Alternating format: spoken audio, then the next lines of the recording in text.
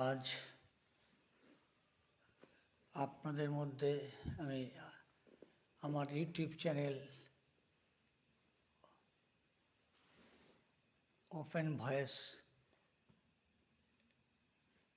আপনার কাছে আসলাম। আগামীকাল আমাদের ৭৯তম স্বাধীনতা দিবস। এই স্বাধীনতা দিবসের প্রাক্কালে সকল দেশবাসীকে জানাই শুভেচ্ছা।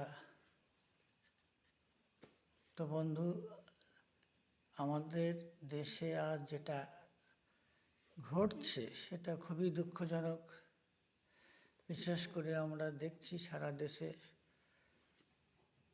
যেভাবে জাতপাত, ধর্মীয় বিভাজন তৈরি হয়েছে, তাতে আমাদের ভবিষ্যৎ খুবই অন্ধকারাচ্ছন্ন বলে মনে হচ্ছে।